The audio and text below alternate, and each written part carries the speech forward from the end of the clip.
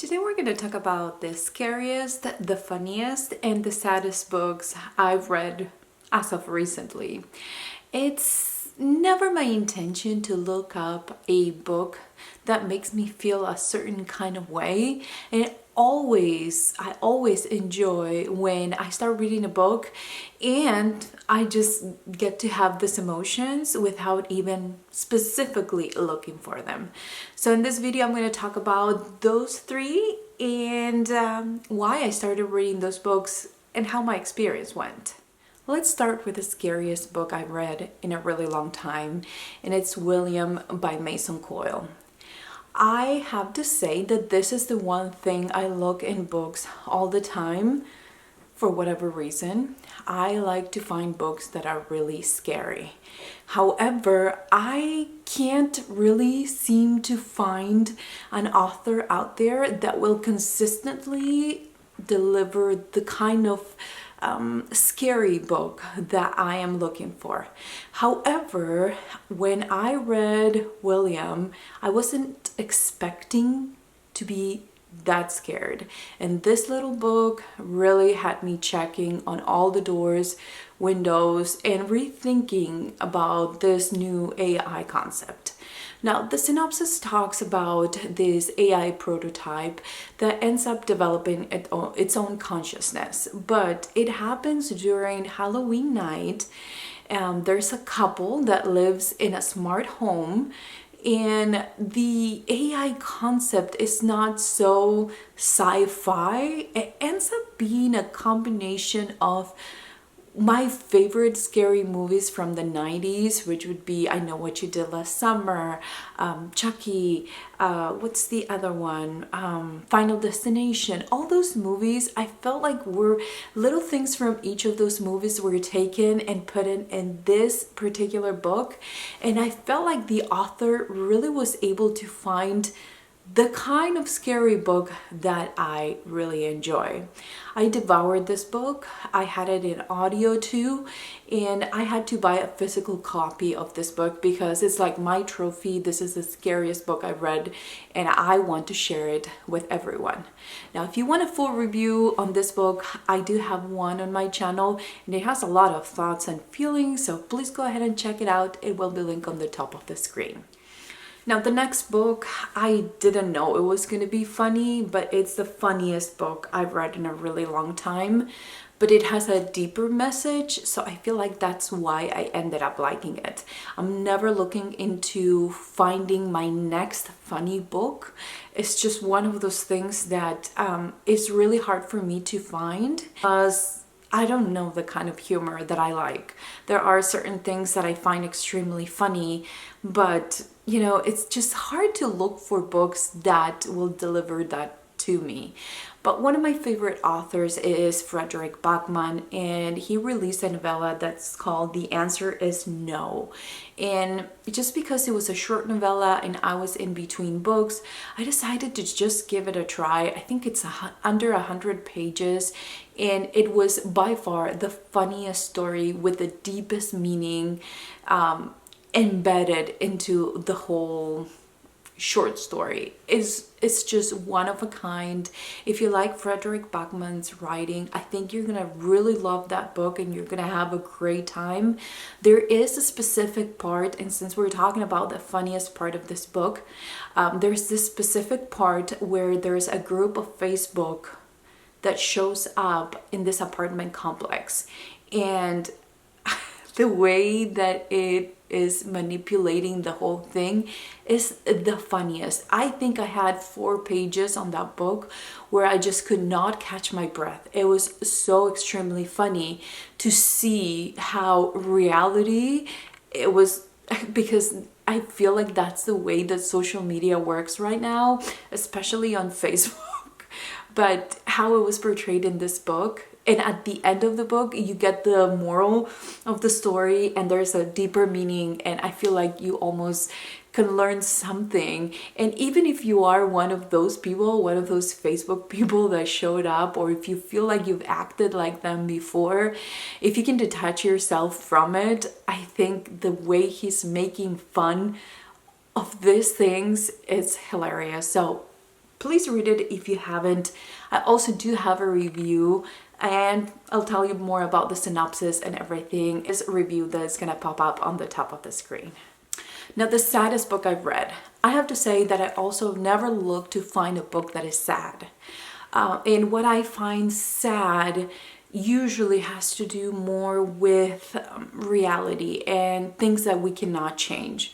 And one of the saddest books I've read, but one of the best books I've read, and that put me in this, I need to read all of the books from this author, was Long Bright River by Liz Moore. It touches on drug addiction and prostitution in ways that addicts find ways to get money, including stealing, including the relationship between families and everything. But this book is not about, that's a message, but it's not about that. It's about this family, this very dysfunctional family, and these two sisters that are completely different. One took the path of drugs, following the mom's footsteps. The other one decided to be a police officer and be the opposite of the mom. And I think like from that point, you can start to see how this family is a family that exists. Today, there's somebody that is living this life. And I don't think she inspired this story on a specific family, but there are families struggling with this today, which is what makes this story so extremely sad. Now, if you have somebody in your life that struggle with drug addiction, it may be triggering and it may not be what you need to read, but it's so much more than that. I've seen these books talk about as, the opioid epidemic, or a glance at the opioid epidemic and everything, but it's really more than that. It's about this investigation, because the sister that is kind of lost in this drug addiction goes missing. They haven't been talking, the sister haven't been talking to each other, but they still love each other. So the police officer, the sister that is a police officer, is looking for her sister as she is traveling through this neighborhood where she grew up. And those girls that are doing drugs and prostitution and working the streets, as she calls it, those were going to her school. They were her friends. They went to camps together, they had the same teachers, and it kind of shows you how different their lives look, even though they live, there's a squirrel outside, even though they live in the same neighborhood, how the choices that they made really made their lives so much different. However, they still get to see each other, and how hard that is for seeing other people struggle that you cared for, or you still care for, or love today. So to me, it was really sad to see this family struggle, and to see the power that, or the hold that a drug addiction has on a person, and how that person, it's almost like a poison. The drug is like a poison that will touch everyone in that person's family and their neighborhood and their community and everything. It's also about so much more, like, I don't want to give too much away, but inappropriate relationships with minors, and how there's this line where, some people are just waiting for kids to turn 18 to, make it legal, but how messed up all that is, and how vulnerable these kids that are in this dysfunctional families are to predators like that. And it was a really sad story. I am not done with the series. It's already on Peacock, and I like it.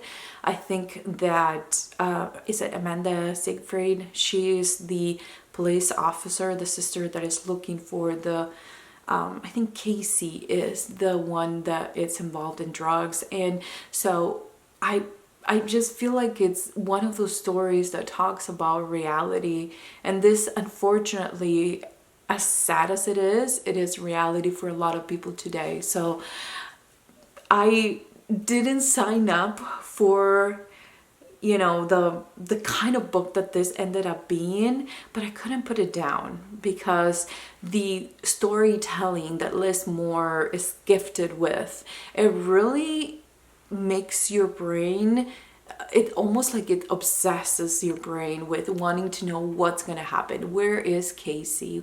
What happened? And as you go back and you study what they went through growing up and how they turn out two different people, and the twist at the end, I think is really one of those books that it might be 500 pages or around that page count, but I think it's a great put together story, but it's not going to be for everyone.